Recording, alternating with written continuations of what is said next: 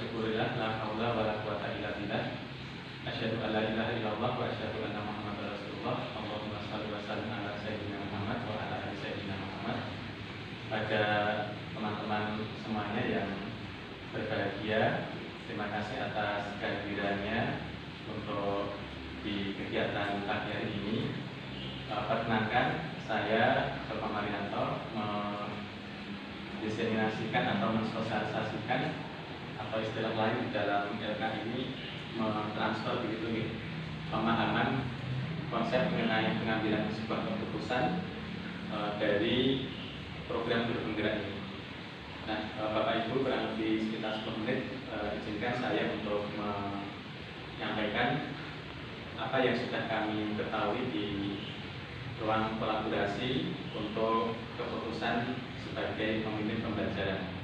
Nah, sebagai pengantar Bapak Ibu, rekan semua, bahwa kita sebagai seorang guru pasti terkadang itu mengalami sebuah dilema etika atau dilema profesi kita sebagai seorang guru. Nah, di sini nanti saya akan sedikit menyampaikan apa perbedaan dilema etika dan rujukan moral. Nah, untuk yang kita sebagai guru pasti dihadapkan sebuah keputusan-keputusan yang terkadang keputusan itu menjadi sebuah dilema bagi kita, karena keputusan itu benar di sisi lain pun juga kadang keputusan itu benar di sisi yang lain, sehingga kita gampang atau istilahnya mengalami sebuah keraguan-raguan mana yang harus saya ambil, keputusan yang harus saya ambil berkaitan dengan permasalahan atau kasus yang kita hadapi.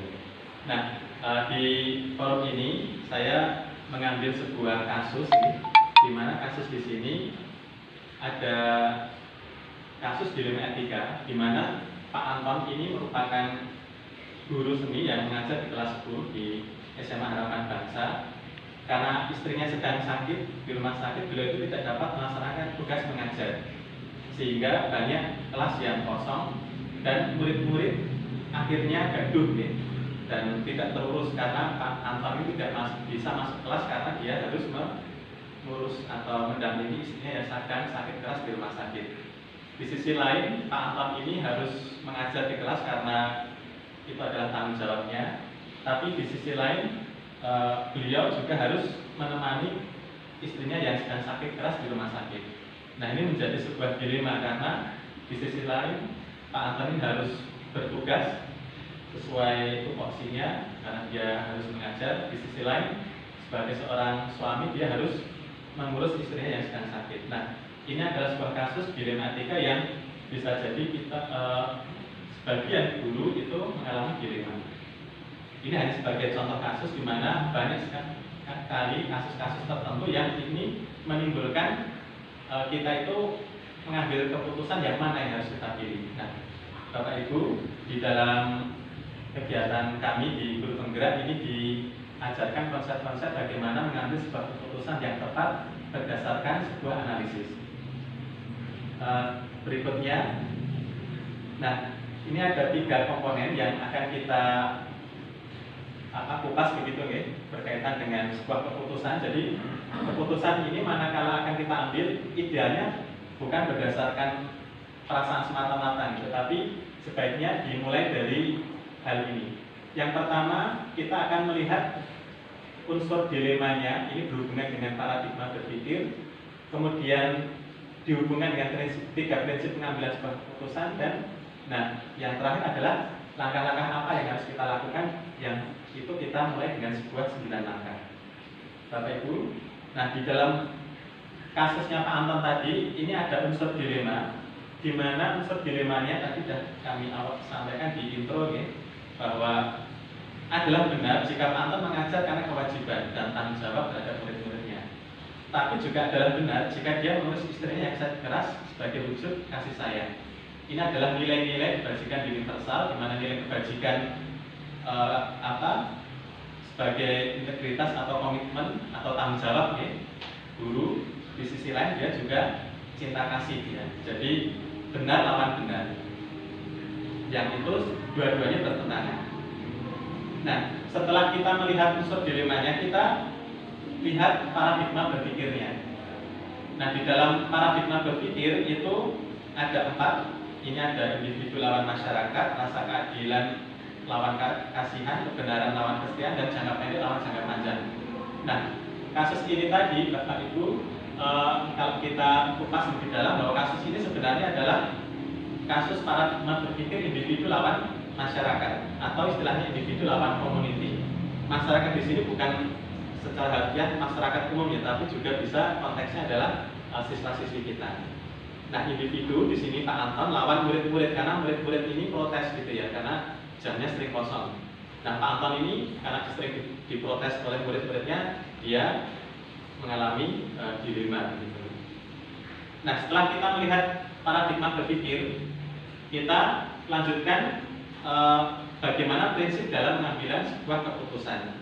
Nah, dalam kasus ini ada 3, yang mana di antara 3 itu yang prioritas yang mana? Kita ada di antara 3, berarti kita pilih 1 ya. Nah, prinsip pengambilan keputusan ini melakukan sesuatu demi kebaikan banyak orang, atau istilahnya adalah end-based thinking.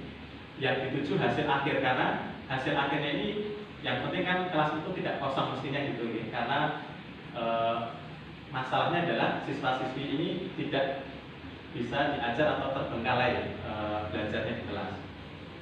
Nah, Bapak Ibu yang saya hormati, setelah 3 prinsip, kemudian ini adalah ruh atau inti di dalam kita mengambil keputusan. Ini dia melalui sebuah analisis seperti ini. Ada 9 langkah. Yang pertama, kita harus mengenali nilai-nilai apa yang saling bertentangan. Nah, di sini tadi nilai yang bertentangan adalah tanggung jawab dan cinta kasih. Jadi tanggung jawab itu benar, cinta kasih itu juga benar, tetapi ini saling bertentangan. Yang kedua, menentukan siapa yang terlibat. Setelah kita menentukan nilai, apa yang terlibat di sini? Nah, yang terlibat di sini ya tentu saja Pak Anton yang bersangkutan, kemudian istri dan murid kelas 10 harapan bangsa ini. Nah, fakta-fakta yang relevan apa setelah ini, langkah berikutnya yang ketiga itu kita cari fakta-faktanya. Apa sih fakta-faktanya dalam masalah ini? Nah, fakta-fakta dalam masalah ini kita bisa melihat adanya jam kosong, adanya murid yang protes, dan adanya keluarga yang istri yang sakit yang tidak mau ditinggal oleh Pak Anton. Nah, langkah keempat yaitu ini yang cukup penting ya, yaitu pengujian benar salah. Pengujian benar salah ini ada 5 tahapan Bapak Ibu. Yang pertama, uji legal. Manakala tidak ada pelanggaran hukum karena itu tidak berkaitan dengan kriminalitas, maka ini adalah sebuah dilema. Berbeda dengan rujukan moral. Kalau rujukan moral ini benar lawan salah. Misalnya kasus tertentu di mana ada sebuah sekolah misalnya karena ada seorang bendahara misalnya, di situ ada saldo yang banyak, kemudian saldo ini digunakan untuk kepentingan pribadi misalnya. Nah, untuk kepentingan kelompok misalnya. Nah, walaupun itu mirip dengan dilema etika, tetapi itu termasuk nanti rujukan moral karena benar lawan salah, karena salah di situ melanggar peraturan. Nah, kalau kasusnya Pak Anton ini bukan pelanggaran hukum karena tidak ada unsur pelanggaran hukum atau kriminal di situ. Terus uji profesi, nah ini melanggar kode etik atau tidak? Kalau dalam kasusnya Pak Anton ini, kalau Pak Anton meninggalkan kelas itu terjadi pelanggaran kode etik karena dia meninggalkan kode etik guru. Terus uji intuisi ini perasaan, kalau berkaitan dengan perasaan. Terus uji publikasi ini nyaman atau tidak kalau kasus itu diangkat di media sosial atau di koran gitu ya. Terus uji panutan ini idola tidak akan meninggalkan tugas mengajar di kelas karena berpendapat bahwa itu adalah kepentingan orang banyak. Ini idola di sini adalah manakala ada kita bisa melihat kalau itu posisi itu ada di kita, apa yang harus kita lakukan? Ini kita melihat idola kita, misalnya guru yang ideal itu mestinya bagaimana? Guru yang ideal yang mestinya tetap bertugas misalnya gitu ya, harus mampu memanajemen. Nah, terus langkah kelima ini pengujian paradigma benar salah. Ini tadi sudah saya sampaikan di awal. Terus melakukan prinsip resolusi trilema namanya. Kita akan melihat apakah di situ ada opsi-opsi lain agar jam mengajar tetap bisa terlaksana, istri kita juga tetap bisa, istri Pak Anton tetap bisa didampingi. Nah, ini opsi bentuknya adalah sebuah opsi trilema namanya. Di dalam kasus ini Pak Anton membuat sebuah opsi di luar dugaan, yaitu dia tetap ternyata dia bisa mengajar, yaitu dengan cara tidak memberikan sekedar tugas LKS gitu ya, tetapi dia melakukan pembelajaran berbasis proyek. Dan ini langkah yang tidak terduga di opsi trilema ini adalah Pak Anton tetap mengajar dengan model virtual. Jadi mungkin dia di rumah sakit tapi pakai Zoom sehingga siswa di kelas bisa tetap terlayani.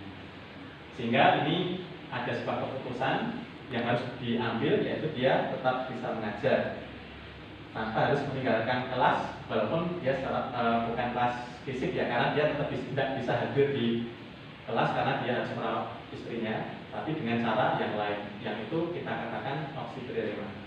Sehingga keputusan yang diambil ini Pak Anton tetap mengajar, tapi bukan berdasarkan perasaan semata, tetapi melewati sebuah uji analisis yang mendalam. Bapak Ibu yang saya hormati, di dalam sosialisasi ini ada refleksi nih, bahwa refleksi dari beliau ini seperti ini refleksinya.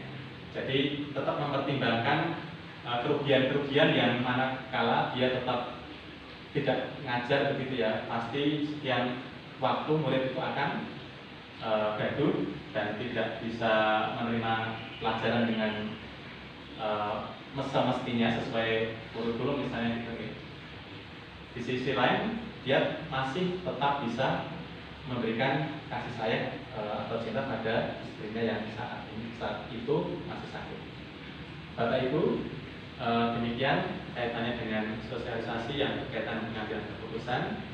Sekali lagi kita sebagai seorang guru terkadang dihadapkan dengan berbagai kasus-kasus yang itu harus kita putuskan mana yang harus kita ambil.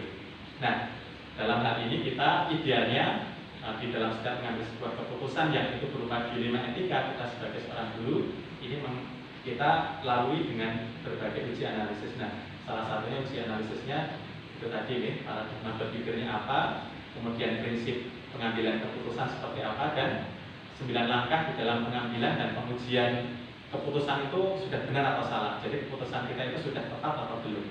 Tidak semata-mata berdasarkan perasaan kita. Ya kadang kalau perasaan, kadang keputusan kita itu tidak tepat gitu. Tetapi kalau sudah melalui analisis, itu insya Allah keputusannya sudah sesuai dengan